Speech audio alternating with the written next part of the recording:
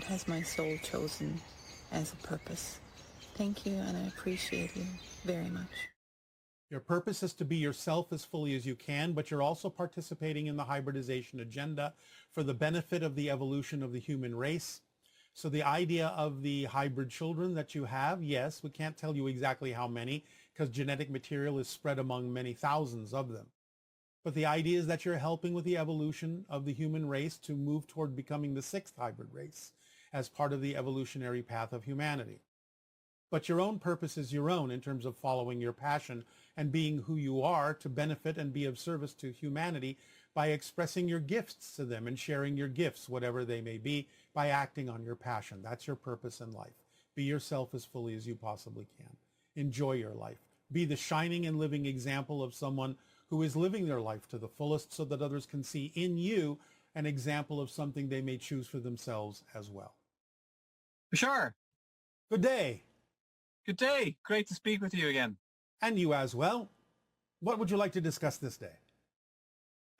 First off, I was wondering if you could tell me a little bit about what you know about the Shi and where they come from and what their story is. Well, they're, again, part of the interdimensional elemental groups that exist in between, so to speak, in a slightly more refined version of physical reality that's connected to Earth, overlapping into the lower levels of the astral realm so they can come and go and present themselves as they need to humans when and where it seems appropriate to them to do so. They are strongly connected to the idea of shape-shifting energy that is available to all beings on Earth should you attempt to connect to that particular level to help you understand how you shift all the time from reality to reality. They're very representative of the idea of the realms of magic, so to speak, the idea of, again, attuning to different reality, parallel realities, and allowing yourself to sort of shape-shift into them to represent whatever degree of that reality you need to represent your path in life. So the Shi are very good as representatives of the go-betweens, the interdimensionalization of your awareness to become more than you think yourselves to be, to become more magical in your experience of life, to experience more synchronicities, to be presented with the idea of curiosity and clues and puzzles that allow you to solve your own internal sort of questions and follow the paths that lead to your own discovery of internal treasures. Lovely. And is there an extraterrestrial history to the Shi? Well, only in the sense that they can commune with those beings from other places. They themselves are not extraterrestrial. They're very anchored to the Earth, but again, in a multidimensional way.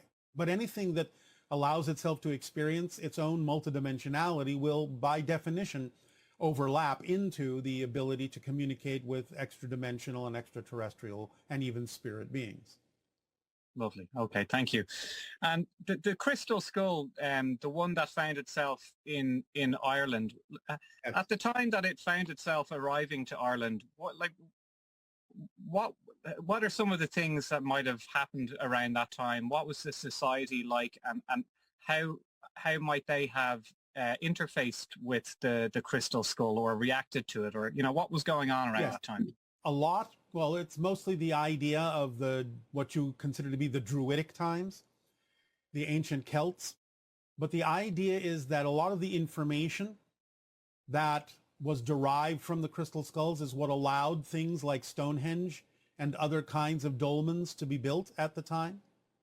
So the understanding of those things had been locked into the crystal skulls and was extracted by Druidic priests from the crystal skulls and ancient Atlanteans to help build those things that would help orient you in the future. And would it have been something that would have been kept private and very, or would a lot of people have known about this? Well, a lot of people may have known, but the practice was mostly kept in what would be considered to be the priesthoods. Yeah. Okay. And would it have been in contrast to general society at the time, the way things are at the moment, in a sense? Well, to some degree, yes. I mean, again, it is a special practice to have been a Druidic priest, especially from the ancient Atlantean lines. So not everyone was really adept at going in that direction, but some of the information, some of it, was freely shared with the general public, although some of it over time became more symbolized and more ritualized and more separated. Okay. And does she have interfaced with this crystal skull, or would they have anything to do? Oh, absolutely. Yeah. Absolutely. Is it still buried somewhere, or is it under care at the moment? Both. Those that care for it know where it is buried. Okay. They can still care for it in their own way because it's all about energetics. Mm-hmm. Mm-hmm. And are those carers human? Well, yes, but they are exhibiting a high level of genetic diversity in terms of the idea that all humans are hybridized. Wow, interesting. On planet Earth at the moment, are there readily available devices that allow for microelectrical signals to catalyze healing in the same way as frequency and vibration would? Yes. Yeah. And is that just as powerful as sound? I guess it's a permission slip, but It is. yeah. Okay. I'm having I guess a challenge at the moment. Like, I understand that everything that you've taught, or taught over the last 10 years I've been listening to you, and it's incredible. It's an incredible, I guess, skill to have, and I find myself these days remembering and forgetting like 1,000 times a day. So I could be. And the forgetting that those grains of sand, as you put it, in the engine, in the more refined engine, they can really bring the day to a halt, and then I can immediately change it, and it's going in and out and in and out. And there's a couple of things that I'm just finding really challenging, and I feel like they're the last couple of things or something. And all right, that's all right. That's all right. Don't worry about it. Remember, the process is the point. Exactly. Yeah. I sometimes get worried that though I feel like I'm expanding and things are getting better and I've got more ability to react consciously, the things that are hanging on, I can get worried about them and think, oh God, no, I'm not on track at all. And with the reflection as it is in the world today, with such contrast available to tap into, just relax and make your choices according to what you feel is correct for you.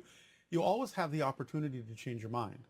But the idea is you're exploring, and that's all right. You can keep exploring. You don't have to worry about the idea. Just make your choices, see how they feel. You don't feel right about them, make another choice. You always have the power to choose. Just stay in the moment with it, that's all. Yeah. And you said before, don't look where you don't want to go, and this idea of what you focus on will manifest. And yes, but don't worry about that either, because even if it does, you're aware enough to know that that is or isn't what you prefer, and to make a different choice. And that's the whole point. As long as you keep checking in with yourself, you're fine. Yeah. Okay. That's nice. Okay. Great. So this is just a kind of it comes with the territory of becoming more aware of the choices that are possible. It goes with the territory, yes. But the challenge of having those I guess negative options or negative manifestations will go away the more I The options will never go away. You'll become more aware of them, but you'll be less likely to choose them, because they don't feel right. It'd be like going shopping and picking a shirt that is too small and saying, well, this is an option. I could wear this, but if I put this on, it's going to feel too tight. And that's not comfortable for me. So I'll choose something else, a little bit more roomy. Yeah. Okay. So as we shift more and more into the earths that we prefer, as we make those kinds of choices, does that mean that those choices that are on our table at the moment in terms of just the contrast available, does that mean they'll still be part of this earth experience, and I'll still see them, but I'll I'll need to make choices. It can be that. And at first it will be that, because again, it's giving you the opportunity to really anchor into what your true choices are by constantly giving you the choices that are not by comparison, so that you can really decide which way to go. So you can see by contrast what you truly do prefer and don't prefer in a non-judgmental way. Just see what doesn't fit. So yes, for a while, you'll be even more aware of the things that you don't prefer. But that's all right to be aware of them, to know they're there. Because again, it gives you more opportunity to not choose them, to see how many ways you can not choose what you don't prefer, as well as seeing more ways to choose what you do. You expand, remember, that option exists on every single level. You become more aware of what you don't prefer as you expand. But you also become more aware that you don't have to choose them, that they're just not right for you. So it equals out, it balances out. Yeah. Okay. It's more easy to recognize what is not you by seeing more of what is not you. Yeah. Otherwise, you can't expand. Yeah, exactly. Okay, that's good. Thanks, Bashar. And just one last thing, there doesn't seem to be much ET action in Ireland. No. There's a lot. There's a lot. Okay. You don't have to always be aware of it, but there's a lot. You may become more aware of it in time. You'll see. Thank you. Lovely. All right. Well, that's it. That's great, Bashar. Yeah, thank you very much. All right. Aveo. Aveo. Take care. Bye. The gas pedal has been pushed down pretty accelerated for me lately. And I give a lot of reverence and appreciation to you for the formula. It's been the most influential teaching thus far that has really accelerated my life in such a beautiful way. So I just want to honor you and appreciate all of the beautiful experiences that I feel like you've contributed to my life. So I thank you so much. All right. Well, we thank you and our deep appreciation for being willing to apply the information to your life. Yes. And so I mentioned I'm from Encinitas because people have said there's a vortex here. And I'm just curious if you have any feedback or thoughts on that. There are many vortices everywhere, both great and small, major, minor vortices. There are vortices over the entire structure of your planet because that's how it works energetically. These act as nodal points for the transmission of or the flow of different kinds of energy that take on different qualities depending upon the area. And people gravitate to these areas in particular because of the kind of frequency that exists within those particular nodal points that aid and assist them specifically in their own journeys in life. In the area that you are mentioning, there is a kind of a quickening energy there. Things can go much more rapidly in that area in general than they may in other areas when people need to have a slower experience. They will usually not go to the area that you have named, where if they desire a much more fluid or quicker, more accelerated experience or alignment with themselves, they will usually gravitate to areas such as you have named, of which there are many around the world, but what you have named is one. Yeah, that's what, and also just the monologue about the gas pedal and the valve. I'd love to talk a little bit more about that because the formula, there's been such amazing synchronicity, but the quickening, the acceleration, the valve feels like it's open more than it ever has been. And I'm having some pretty slippery experiences in my consciousness. And I think that's part of the reason why I'm drawn to this area. And one of which my highest excitement has been with my coaching clients to go on these trips. And it's been pretty consistent. This just started happening where I've been consistently experiencing simultaneous realities for myself and one other person, but now I've been able to create that experience in small groups of coaching groups. All right. Congratulations. I'm curious. Go ahead. Congratulations. Oh, thank you.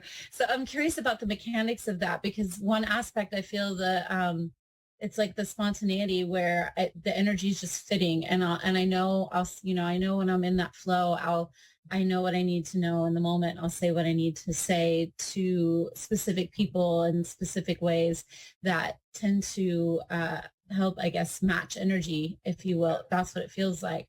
But Yes. I'm experiencing some pretty interesting things.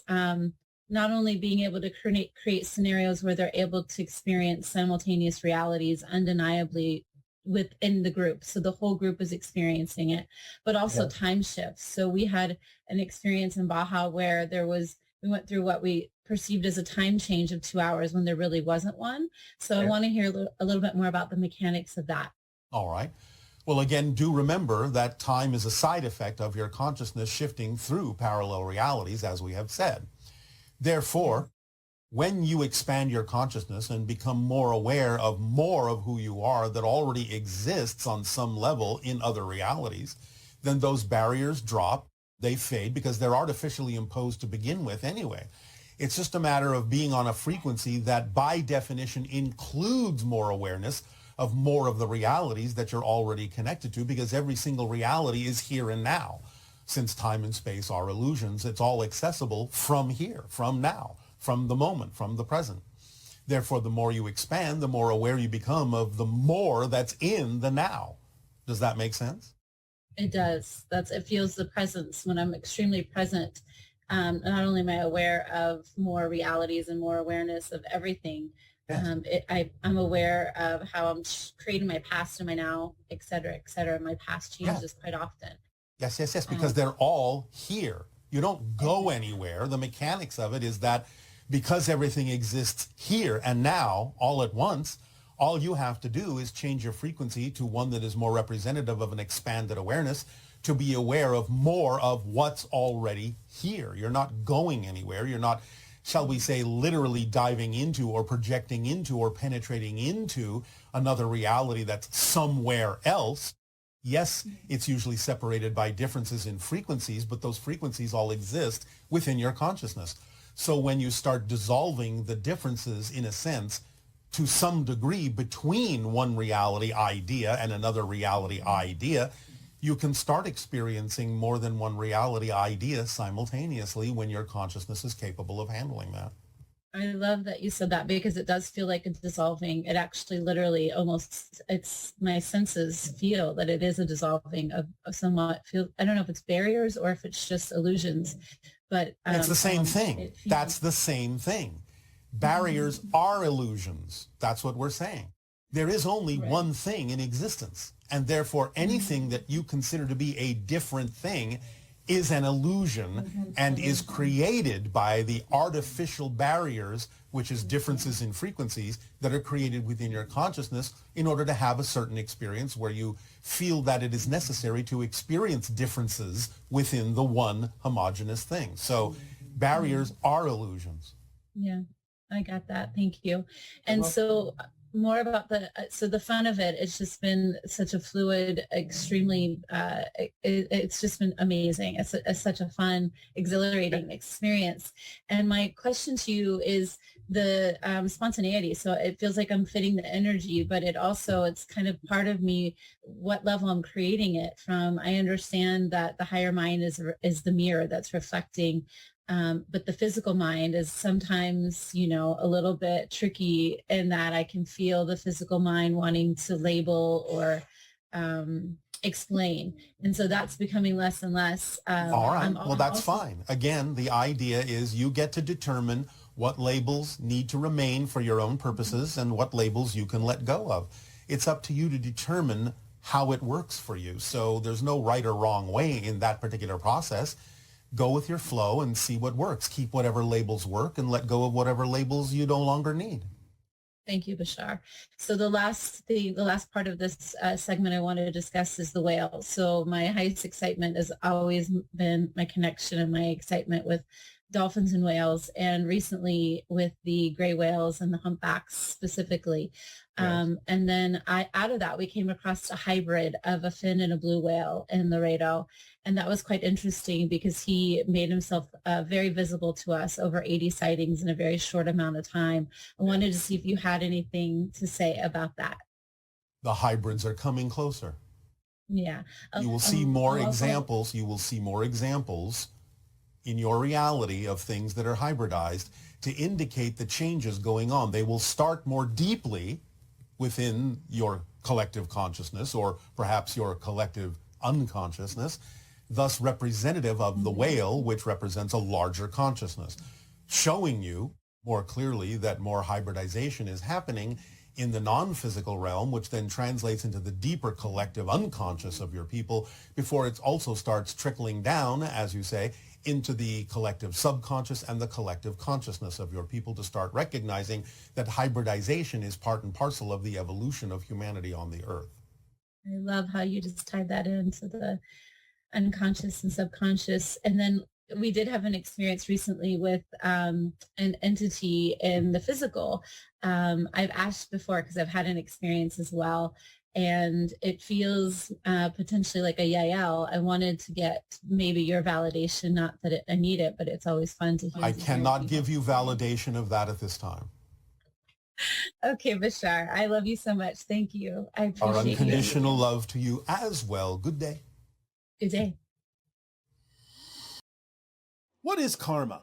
For a long time, people on your planet have misunderstood the actual meaning of that word. It is an ancient Sanskrit word, but most people on your planet have come to think of it as some sort of retribution or punishment or comeuppance or just desserts, so to speak. Someone might do something to you that you feel hurt you, and then maybe later something happens to them that they don't find pleasant, and many people on your planet go, karma, they got what they deserved. That is not the meaning of karma at all in its original form. The Sanskrit word karma simply means action. That's literally what the word means, action. And as we have said many times, actions are the language of physical reality. So this is understood in ancient times as the idea of the actions you take to rebalance yourself if you find that you have taken some action that brings you out of balance. So it's not an issue of punishment. It's not an issue of retribution or comeuppance or deservability in that sense. Yes, your actions have consequences. Of course they do. What you put out is what you get back. That's the law. But the idea is that karma is really just a guiding mechanism, a mechanism to allow you to be more aware of when you are out of alignment with your true vibration, so that you can take whatever actions are required, whatever karma is necessary for you to bring yourself back into alignment with your core true frequency, your core vibration. So it's important now, in this day and age of clarification, of definitions, to let go of the idea that karma has anything at all to do with retribution or punishment, and allow yourself to begin to take and use it in a more conscious and responsible way to constantly guide yourself in the recognition and the discernment that you may have created a situation or a circumstance within yourself by some actions that may have moved you out of alignment with your integrity, with who you really prefer to be, and use that awareness to take the actions necessary to bring yourself back into alignment. That is why we have often said that as soon as you recognize you're out of alignment and choose to bring yourself back into alignment, choose to explore yourself and let go of those things that have brought you out of alignment and allow yourself to go back into alignment, you have erased your karma. Again, not meaning the idea of punishment, but the idea of the willingness to take the actions necessary to right yourself, to guide yourself, to course correct yourself through life and bring yourself back into alignment.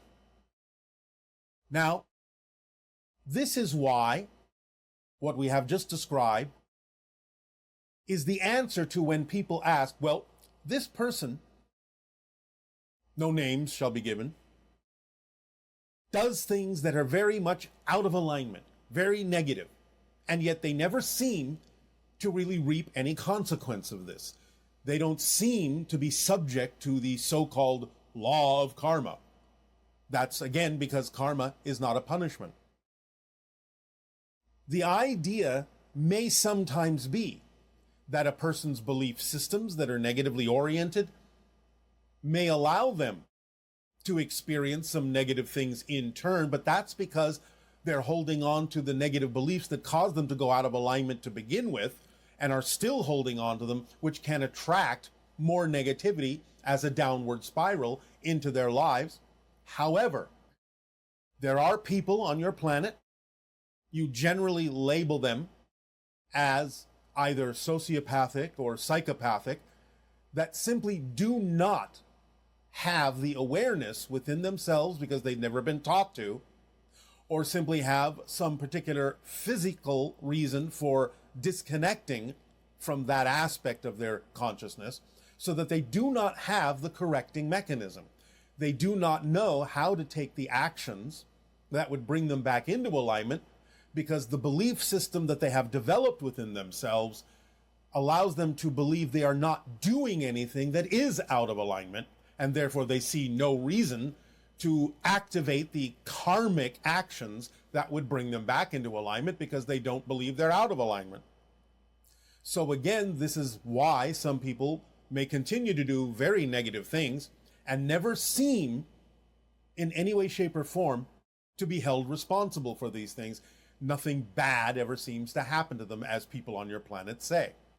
This compartmentalization of beliefs and the belief that you're not doing anything negative because of the lack of connection to the karmic actions necessary to bring you back into alignment is the reason why this can occur. So it's all about allowing people to start understanding, reconnecting, and letting go of the idea that karma has anything at all to do with blame or punishment, and it's simply a device that allows you to take the actions necessary to be who you truly are, to recognize your core vibration, and to bring yourself back into alignment with it. This allows you to begin to really take full responsibility for the things that you create and perceive in your physical reality experience. And as we have said, responsibility is nothing more than the ability to respond. So karma, being defined as action, is the heightened ability to respond to misalignment by taking the actions necessary to bring yourself back into alignment. That's all karma is, but it is a very powerful tool if used in that way, in its original intention. So allow yourselves to practice letting go of any definition of karma that has anything at all to do with the idea of comeuppance or retribution or revenge, and allow yourself to bring it closer to home as a device that is actively participating in the creation of your life and your reality experience, and can be used every day in the most positive ways to make sure that you are course correcting and allowing yourself to move forward in the most aligned way to your true core being. Now, we thank you for allowing us to provide you with a more modern and updated, and yet at the same time ancient definition, the original definition of karma. And in return for the gift you are giving us in interacting with all of you, I ask you now, in what ways may we be of service to you?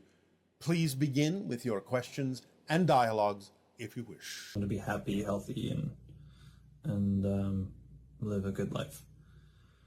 Also, how do you know, like, what's the best way to kind of go about overriding and instilling those beliefs? And then how do you know once they are fully believed in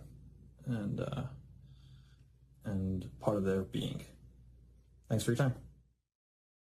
They become integrated within the synchronicity that happens in your life. When you fully integrate a belief system, you will know it because your life will change to reflect it. And you will be less likely to believe anything else because you will now have the reflective experience of the new belief that constantly happens in your life.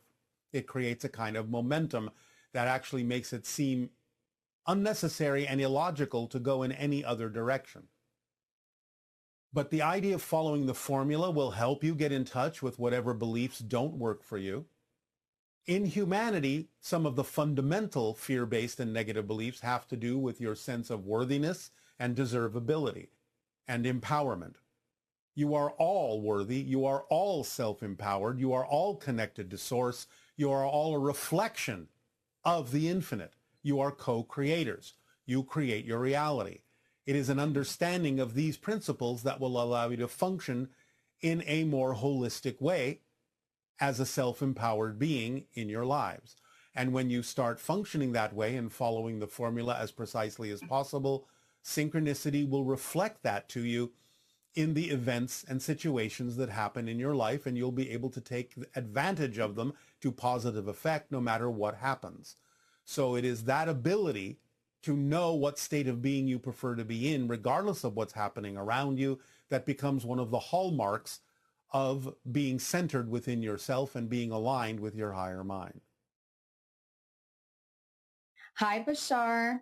Good day. So my question centers around discernment between manifesting versus having a premonition. So long story short, when I was little, I saw a horse race on TV that was somewhat traumatic for me. A horse was getting ready to run, tripped coming out of the gate. After the initial assessment, they thought the horse was fine. The horse was permitted to run.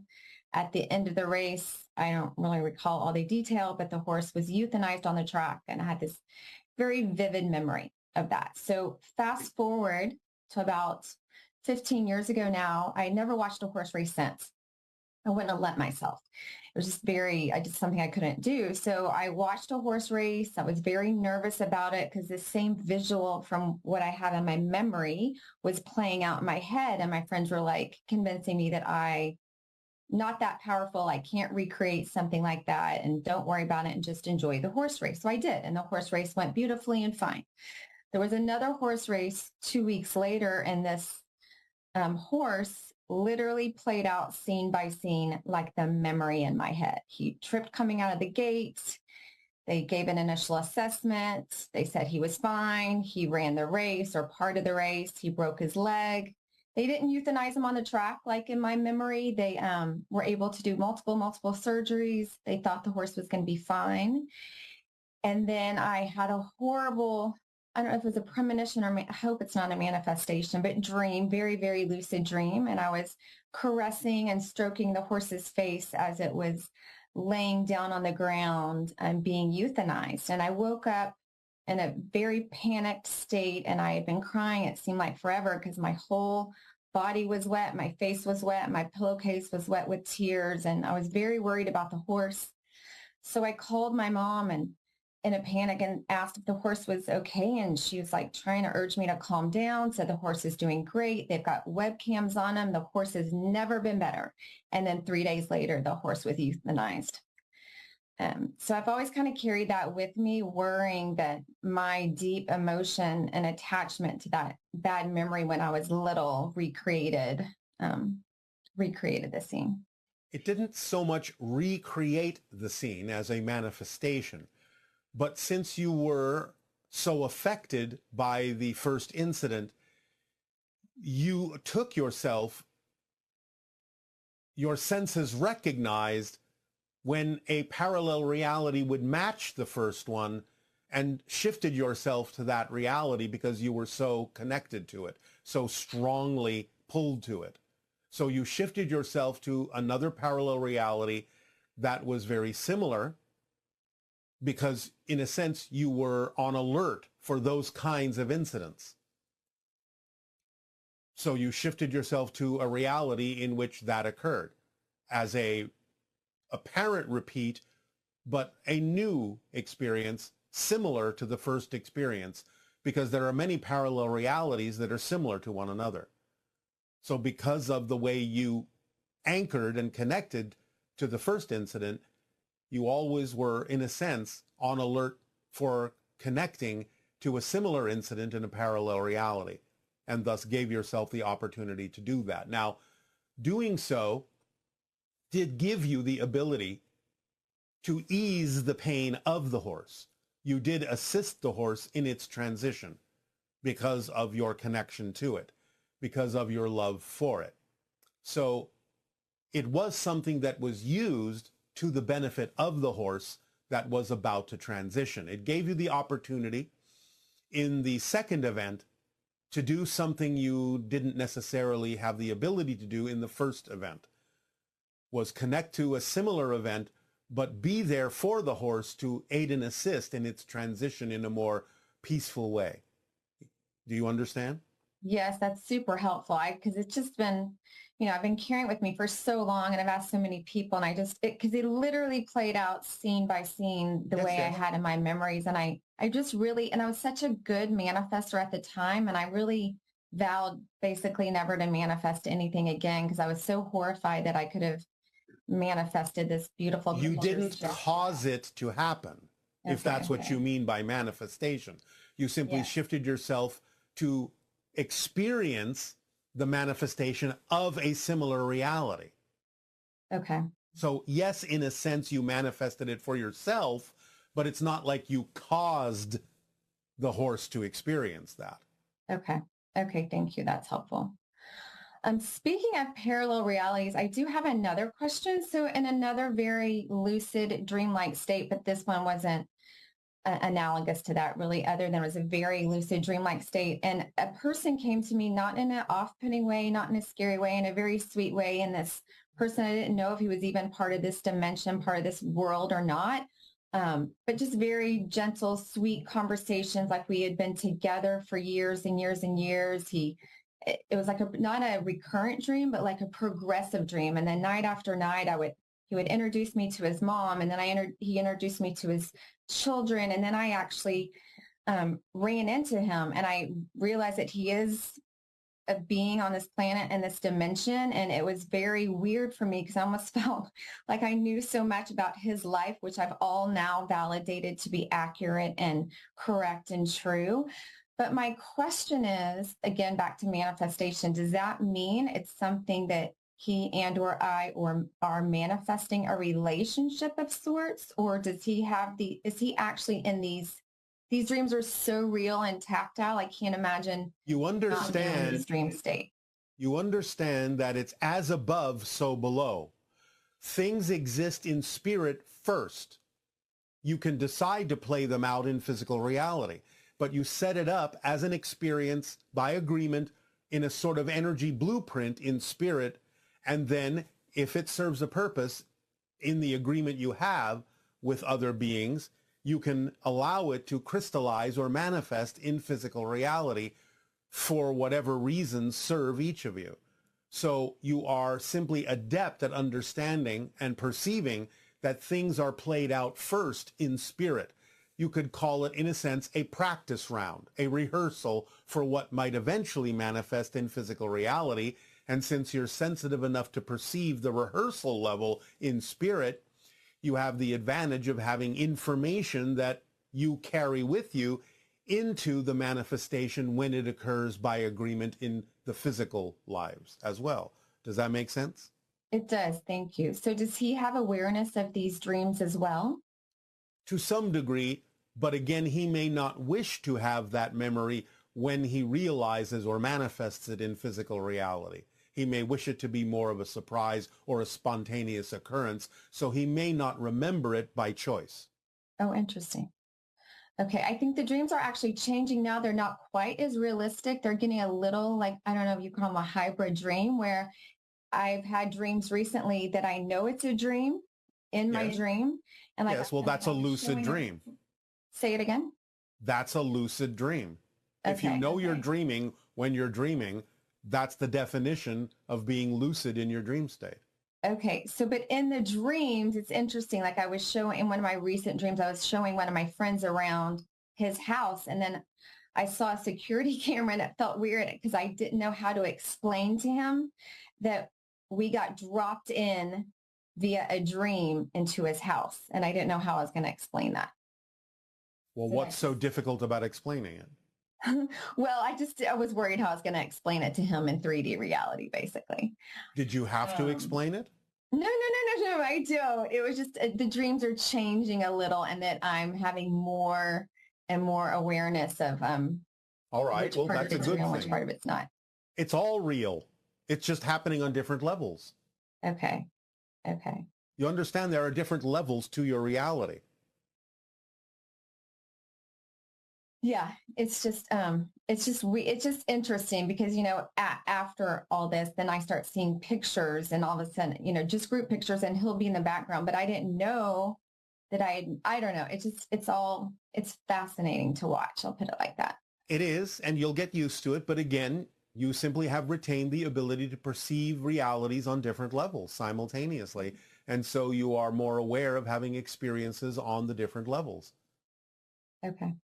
I have one last dream-like question for you. One last question. So, I've had a couple of these. So I know when I was little too, I would get, I think it's called sleep paralysis, where you wake up and your whole body feels very paralyzed and like you're being pressed down into the floor and pressed into the foot of the bed, and it's kind of hard to breathe. Yes, we understand what it is. Say it again. Yes, we understand what it is. Oh, thank you. So, and when I was little, I would see beings, but they weren't scary. I didn't know if I should be scared or not, but they did not seem scary. No, But you more do not need to be recently, scared. I've had a couple of these same experiences, but they were more scary. And once I opened up my eyes after it's always my right pinky that can start to move first, and I get sensation back on my right side. And it's like someone or something was shining this, but I was awake, but neon bright flashlight in my eyes, but then I fell back asleep. But then I get the sensation again of the sleep paralysis, and I could wake myself up. And this time I don't know, there was going to I knew it wasn't real. I don't know. But so I went and I put my hands into this being's face, and it was very disconcerting because I could feel his eyelashes and lumpy eyelids on the back side of my fingers. And people have said, oh, that was a spirit, or that was a reptilian, and this and that, and you need to do a better job of protecting yourself. So I just didn't know what that was. No. You are part of the hybridization agenda. You do have encounters and contacts with different kinds of beings, including the grays and other kinds of beings. But it's only scary now because you're more of an adult that is containing more things that you need to integrate within yourself. The idea is that, again, the paralysis is often a way of stabilizing your energy so that when you are shifted to another reality, you don't go flying off into the ethers.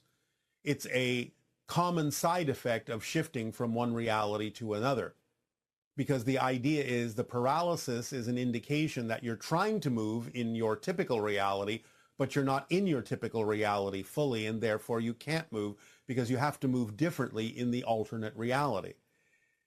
Sometimes you are shifted by these beings into that alternate reality, and the transition from one to another can cause the sensation of this paralysis because you're not really sure what reality you're in anymore and don't know how to move where you are. But there's nothing to be afraid of. It's just that the vibration of these beings coming from a different reality will force certain things within you as an adult, certain belief systems within you to come to the surface, and they may also activate the idea of your survival mechanism, because the physical mind can, when it's shifted to a different reality, feel like it's dying. This is something we're going to explain more clearly in a couple of upcoming transmissions. Thank you so much. There is nothing to be afraid of. Thank you. Thank you very much. Because I've been better at that recently. Last question that I have for you is much more lighthearted. I know as many of us here, I've been very touched by experiences with dolphins, both on this plane and meditation type states, and whales and those type of beings who I think are just so magical and whimsical. And I've been taught over the years, I don't know if this is true, that they're here to hold the vibration of the planet until we can do so. In a sense, yes. In a sense, they are. Okay. Are we getting better? They're waiting for some of you to catch up. Some of you are getting better at it. Not everyone is getting better at it because not everyone needs to. But enough of you are getting better at it that you will shift to the version of Earth where you will be more in harmony with them. Okay. Thank you very much. You are very welcome. Aveo. Aveo. Really in a position to know what our highest excitement is, and the process of discovering our excitement is to just act on the feeling. So I'm just wondering if it's the higher mind that decides what the exciting activity is. Where does that leave free will for us as our physical selves? So it sounds like it's our non-physical self that decides what exciting activities we are going to do rather than our physical mind, or is it a co-creation? It's a co-creation, but this is a misquote. I have never said that the physical mind can't decide what the exciting activity is. I have said the physical mind can't insist on a particular outcome of the excitement, of the passion. I have never said that you can't decide what the excitement is or recognize it when it comes. Now, yes, the higher mind does bring you, or synchronicity itself does bring you, certain circumstances and opportunities that are attempts to remind you what is representative as an activity of your passion, of your true self. So in that sense, you are still sending this to yourself. It's not that the higher mind in any way, shape, or form is separate from you. It's still you. And you're sending these ideas to yourself, and therefore it's still an exercise in free will and choice, even if it's coming from the higher mind to the physical, because it's representative of what you're saying this theme and this life and this personality is all about. It's just that you're doing it in a convenient way where the physical mind doesn't have to hold on to every single detail of determination. So the idea is that you're still bringing it to yourself with your free will, but it's being brought to you, in a sense, as a physical being, through the auspices and in the style of the overall theme that you chose to explore. And that may seem like destiny, but it's still the product of your free will from a higher level, because the higher mind is not separate from you. It's still you as a unique individual. It's just that the unique person is separated, so to speak, in the experience of a non-physical and a physical component. But it's still you. So it's not eliminating your free will. It's just that free will can be exercised on different levels simultaneously. Hi, Bashar. And to you, good day. I wanted to ask you if it's true that 10,000 years ago, the Great Pyramid in Giza was used to harness free energy, and every household in Egypt had electricity. No, not every household in Egypt had electricity. The Great Pyramid 10,500 years ago can be used to harness energy and convert it into electrical current, but that was usually mostly used by the priesthood and the pharaohs and the kings. It wasn't distributed in the way that you think. In Atlantean times, more like 20,000 years ago, the idea was that they knew how to create crystals to vibrate in certain ways, that there would be sympathetic vibrations in the crystals distributed throughout the community, and therefore in that sense they were able to have light and other forms of energy in the different households. But that's not exactly electricity as you understand it, although electric current to some degree, or electrons as an electron field more specifically, was involved in that. It was an attempt to recreate that to some degree with the Giza pyramid, but it was relatively limited because the idea initially of some of that knowledge had been lost, and the ability to recreate some of those crystals was also lost. So it was a lower form of that idea that produced an electron field to some degree, but its use was limited and not capable of being spread very far. I see. And how close was Nikola Tesla to rediscovering free energy? Oh, he already discovered it. He absolutely discovered it. It's just that the information was suppressed. Why was it suppressed? Oh, take a guess. Fear and greed. Thank you. And which present-day countries would be most receptive to implementing free energy? Japan. Japan. And why is that? Because they already have the idea of a collective work ethic that would allow them to focus on it as a project in much the same way that your United States focused on the idea of the space race in going to the moon. Interesting. And I had a question about global warming. How much of it is man-made versus natural? And what are the most effective ways to counter it? All right.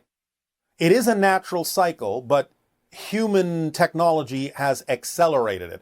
What you're experiencing today as climate change, most likely in its natural form, would not necessarily have happened for another 100 to 200 years. So humanity has accelerated the cycle of climate change. Now, there are many ways that you can create things to be effective, although in many cases, again, you won't do them because of one reason or another in your society's estimates and understanding of what you believe you are willing to do. One of the ways you can counter it is by dispersing very fine particles of gold in the upper atmosphere to reflect the sun or balance it in certain ways and control it with electromagnetic fields. But again, the idea is that gold is so precious to all of you, or at least most of you, that you are unlikely to use gold for that purpose. That's one way you could be doing it. There are other ways, and we'll leave those up to you to discover, but certainly reducing the idea of waste and destruction on your planet and allowing more natural environments could also slow it down, or at least allow you to mitigate it in certain ways. I see. And in a previous broadcast, you mentioned that the Greys spoke English. At least that was one of the languages that they had. It was, like it is on your version of Earth, the primary language of their version of Earth, yes, in a parallel reality. They weren't that dissimilar from your version of Earth, although they were more technically advanced than you. So at what point in the past did we have a common reality with the Greys, and what caused the split in the realities? Well, the split's always been there. It's another parallel reality. So we never had a common shared reality with them? In the way that you're asking it, it would probably be easier if you just assume that you are always different parallel realities. You may have had some common things together, but that doesn't mean you are actually sharing exactly the same reality. I know what you mean, and it might have been almost impossible to tell the difference at certain points in their history from some events in your history, but nevertheless, they are a different reality because they have a different series of choices that they have made, and some of those choices are being made by some individuals in your version, or at least what you think of as your version, but even that is not actually the same version. As we have said, you're experiencing more of the splitting prism, and the idea that just because you can see people making choices that are not vibrationally compatible with the choices you may prefer doesn't mean you're actually living in the same reality just because you can see it. I see. Okay. Thank you very much. You are very welcome. Good day. Universe. So I would really love it if you could give us the Essassani word for honeybee and anything else that you might feel inspired to share about this particular archetype. Thank you. I love you. And Naveo. Well, we don't actually have honeybees on our planet. So we don't have a word for honeybee in that sense. However, there are animals that do form energetic webs, energetic connections to different forms of life on our planet. So we suppose that would be a relative equivalent. In our ancient language, they are called a type of seed that goes back to the idea of the original seed that formed the telepathic web between us all. And therefore, they are referred to as Shavikwa, which means the light seed, the seed that connects us all in webs of light. So Shavikwa can be the closest analogy to the idea of that which connects all and spreads that vibration throughout a society, throughout an ecosystem, so to speak. So Shavikwa can be the closest analogy to the concept of a honeybee in that context. Bashar, thank you so much for speaking with me today. You've just been a lighthouse to me in my life, and I'm so grateful for this opportunity. It is our deep appreciation to co-create this interaction with you. What would you like to discuss this day? So it's been my highest excitement to puzzle together the true story of Lilith. I feel there's some crucial insight I'm missing. You have said before that she may come through at some point to tell her own story. Is there any clue you can give me to better understand her and her significance?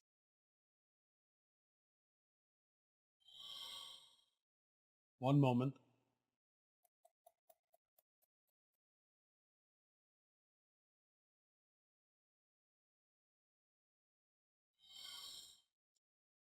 Connections to nature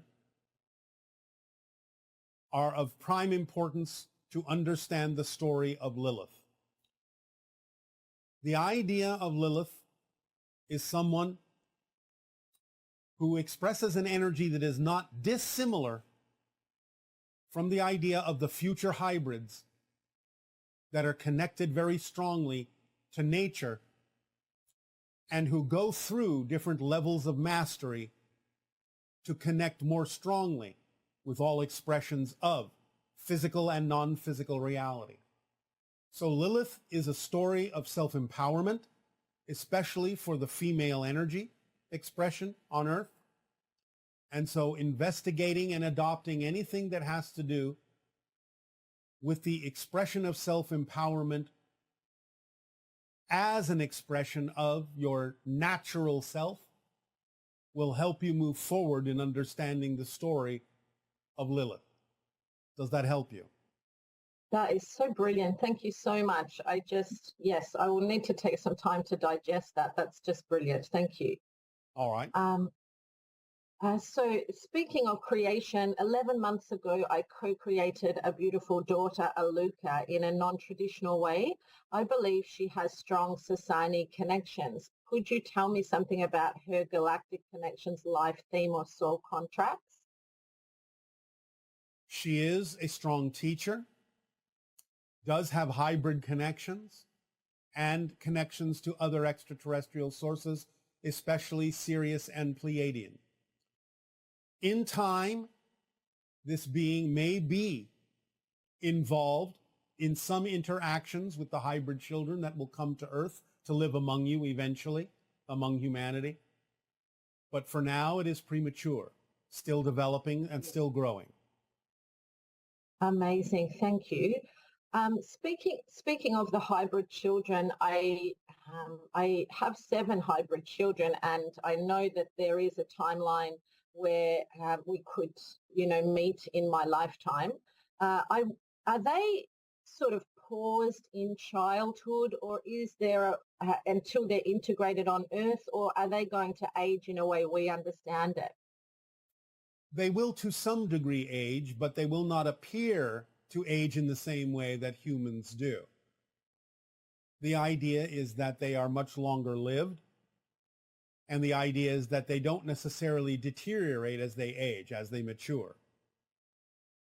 So they may still seem very young, even when they have achieved a greater age. Yes, yes.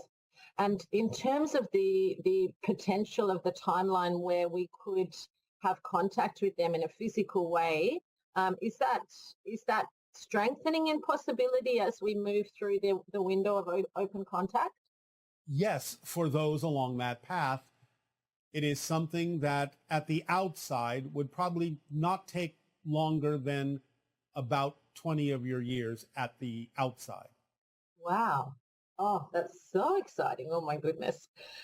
I recently returned from powerful vortex sites in Sedona and Chilca, Peru. I'm excited to see if I can map portals and vortexes around my home state of Victoria in Australia. Do you have any recommendations about vortexes in Victoria or Australia? Well, obviously, an extremely powerful major vortex is in the idea of what you call Ayers Rock. Yes? Yes, yes. The Alice Springs area. But there is also a major electromagnetic vortex in the area known as Pine Gap. Oh, I was just reading about that yesterday. How synchronous. Is that, is that similar to an Area 51 energy? Yes. Yeah. Oh, wow. And there is, in fact, an underground base there. Unreal. Oh my goodness. So thank you for that information. That's a beautiful synchronicity. I am going to go there, Bashar. Oh, all right. Have fun. Yes, I will. If you are sensitive to it, you may be able to actually physically feel the electromagnetic vibrations that are in that area in certain places, especially when you pass between large rock formations on the road. Amazing. I mean, for some reason, I had felt that Australia didn't, was not such, like, as I returned from Sedona and Peru, I felt so invigorated by the vibrations there, and I felt a little bit disheartened when I came back to Australia, and I decided that that wasn't a positive way to feel. So I want to be able to locate the high energy sites here, and Uluru, obviously, yes, I've been there. It's so fantastic. But Pine Gap, wow, I'm really interested to. All right. To go there. Thank you. Have fun in your explorations. I will. I will. You may actually also wish to actually take a device that can read electromagnetic energy with you. So, okay, I will locate one of those devices. Absolutely. I wonder if I could take that with me to more sites as well. This is really exciting. Yeah. Yes, you can. Yes. You can. Yeah. But you can calibrate it based on what you experience in Pine Gap. Very good. So do you know, I can just research where to get one of those devices. Yes. Yeah. Okay. Amazing. Thank you so much, Bashar. Yes. You're welcome. I've got two more questions, but stop me if I'm going too much. Recently, I have been integrating my multidimensional selves. I've connected to counterparts in Orion, World War II, sort of ancient Roman Judea, and I'm starting to have strong impressions related to more recent military episodes in the Middle East, which seems odd to me because it's contemporary. Are these counterpart experiences, or is it a montage of media I have digested in my life? There is some counterpart experience you are picking up on, yes. Oh, okay. It is a counterpart that is more strongly living out some of the ancient Orion connections. Yes, yes. Beautiful. That makes perfect sense. Yeah, it was that last, it felt very aligned to the Orion story. Yeah. Yes, there are many stories that are playing out on your planet at this time. Many different stories, a true melting pot of different stories from different directions, all using the Earth cycle vibration to attempt to change the ending of those stories in a more positive way. But first going through great darkness. How extraordinary. I mean, I do feel as I move through time that I'm much more able to viscerally connect with the experiences and the lessons of my counterparts. And that is just absolutely mind-blowing. Yes, and they from you, and they from you. Yes. Yeah. I mean, yeah, how extraordinary. Reality. So the more you are yourself, the more you help them have something to draw upon to help them as well. Yes. And I guess what is the appropriate amount of focus? I mean, I don't want to get lost in that world because follow obviously the formula. Formula. Yes. Correct. Yeah. Yes, absolutely. And your final question? My final question. I feel that I have for many years been weaving together a tapestry about the divine feminine so I can write about it. I cannot tell anymore if I'm fixated on this idea because I've held it for so long, or whether I should keep pursuing this path of writing. Help me out, Bashar. Is it representative of your passion? It is. I'm very passionate about that story. Then doesn't that tell you to keep going? It does. I knew as soon as I asked that question, I shouldn't have asked it. It's all right for you to ask it, but thank you for allowing it to be obvious. Yes. Yeah. Well, I just love you so, so much. I can't even put it into words, Bashar. Thank you so much for your time. It's all right. You may put it into actions. Yes, I will do. Absolutely. All right. Our unconditional love to you as well. Aveo. Aveo. Aveo. Keeper, Grid Keeper, what does it actually mean? Because if I'm not mistaken, I often hear you say that 5D is the limit of our physicality, of us humans being physical, that after that we become non-physical. So thank you for explaining this a bit more. Thank you. Bye-bye. 4D is the limit of physicality. 5D is totally non-physical. But the idea is that people can connect to those higher frequency dimensions. It doesn't mean they live there as a physical being, but all of you exist on different dimensional levels. So someone saying, well, I am from this dimension or that level, may simply be using an old-fashioned term to say that they feel connected to that non-physical dimension of reality or that frequency of existence. But clearly, as a physical being, they don't reside there, but they may reside there as a non-physical being, as a higher level spirit, which you all have on different levels of existence. Now, some people may also simply be putting out information that is erroneous because they simply have a misunderstanding of how these things work and a misinterpretation of what terminology to use that would be more accurately representative of what they're saying. But all of you exist on every level. So it depends on what you're keying into that allows you to say perhaps that I'm tapping into 8th dimension or 12th dimension or this or that,